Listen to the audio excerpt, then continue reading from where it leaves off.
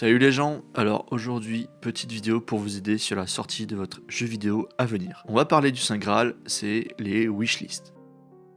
Cette vidéo se veut une porte d'entrée vers le marketing de jeux vidéo, ainsi qu'un rafraîchissement pour les plus expérimentés d'entre vous. Je m'appelle Tavrox, je fais du jeu vidéo indé depuis 10 ans, et je fais du consulting pour les créateurs indépendants. J'ai travaillé chez Goblins Studio, mais également j'ai eu ma propre boîte de jeux pendant 5 ans, qui s'appelait Tavrox Games. Je te partage aujourd'hui mon savoir sur cette chaîne YouTube. Donc, c'est quoi une wishlist? C'est tout simplement le petit bouton ajouter en liste de souhaits. Ça se trouve sous ton jeu sur Steam, mais pour ça ta page doit être publique. Alors, pourquoi augmenter ces wishlists? La première raison, c'est que chaque personne qui a ton jeu en wishlist reçoit un mail de Steam. C'est donc une espèce de newsletter automatique. La seconde raison, c'est que les gens qui vont avoir ton jeu en wishlist vont avoir un mail lors des soldes Steam.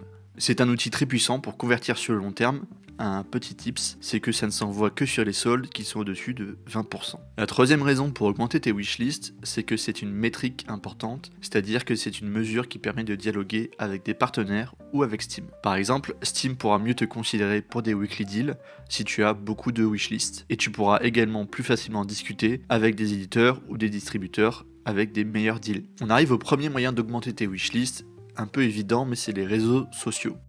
Donc le moyen le plus naturel est de poster sur tes réseaux, que ce soit X, Facebook, TikTok, YouTube, Blue Sky, Reddit ou d'autres. En gros, tu vas créer du contenu facilement partageable, comme un GIF, un GIF, bon bref, peu importe, ou une vidéo impressionnante qui donne envie de jouer. Attention, ça prend du temps de créer du contenu engageant, donc il faut compter cela comme une vraie tâche et pas un truc fait en 5 minutes. Un premier conseil sur ça, c'est que si t'es à temps plein en indé, je te conseille de prendre une demi-journée le mardi après-midi et une demi-journée le jeudi après-midi pour te concentrer uniquement sur la publication sur les réseaux. Il faut que tu bloques des time slots dans ta semaine.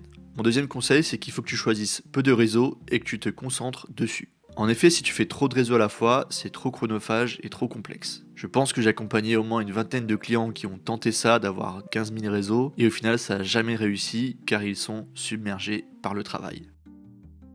Un autre moyen assez direct d'amener des listes de souhaits, wishlist, c'est de créer une publicité. La théorie est assez simple, si tu investis 10 000 euros qui t'en rapporte 11 000 euros, tu peux répliquer cette publicité à l'infini. Ça c'est l'idéal, en vrai ça se passe très rarement comme ça, mais tu vois la tendance globale, la publicité est scalable, mettable à l'échelle en français, c'est-à-dire que tu peux la faire pour 100 euros, 1000 euros, 1 million, etc. La publicité, elle amène le joueur directement à ta page Steam, qui le met en wishlist et qui rentre dans le funnel d'acquisition. Le troisième moyen, c'est les influenceurs. C'est un grand classique maintenant, mais si tu envoies ton jeu à des influenceurs sur YouTube ou Twitch, ils vont y jouer, le partager et enclencher du bouche à oreille. Ils peuvent également être suivis par d'autres créateurs ou créatrices de contenu qui feront du contenu à leur tour. Ceci dit, il est assez conseillé d'avoir une version fun et sympa à jouer, une bonne démo sans bug, même si tu peux commencer relativement tôt avec cette version. Je ferai probablement une autre vidéo pour expliquer comment contacter les influenceurs, donc abonne-toi à cette chaîne. Le quatrième moyen, c'est l'algorithme Steam.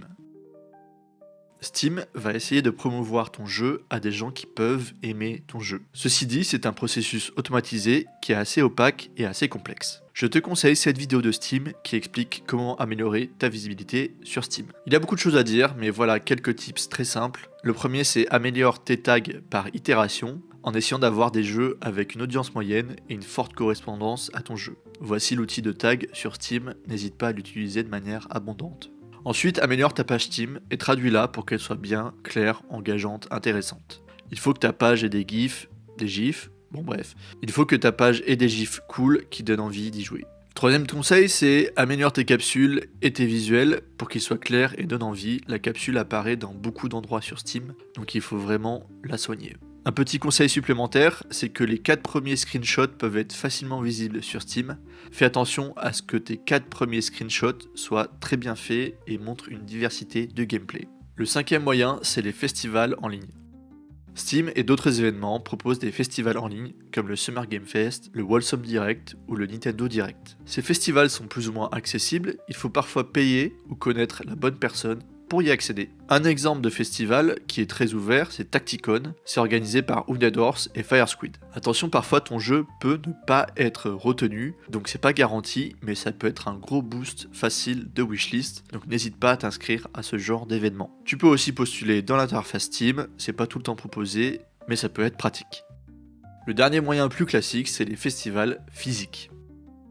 Tu peux amener ton jeu à des festivals comme la PAX, le Tokyo Game Show, le Toulouse Game Show, la Paris Games Week ou la Gamescom. Il en existe partout à travers le monde. Ce qui est pratique, c'est que c'est aussi un moment de team building. Tu présentes le jeu avec ta team et tu peux confronter ton jeu à tes joueurs en direct. Ceci dit, avec le temps, c'est devenu un outil marketing un peu cher et moyennement efficace. Donc fais-le de temps en temps, mais ne passe pas ta vie sur des salons. C'est pas mal chronophage et énergivore. En conclusion, le point le plus important, c'est qu'il faut mélanger un peu de tout ça et garder la foi. Il faut que tu continues le marketing de ton jeu et que tu sois persistant. Merci d'avoir écouté cette vidéo, n'hésite pas à t'abonner à ma chaîne et puis à la prochaine.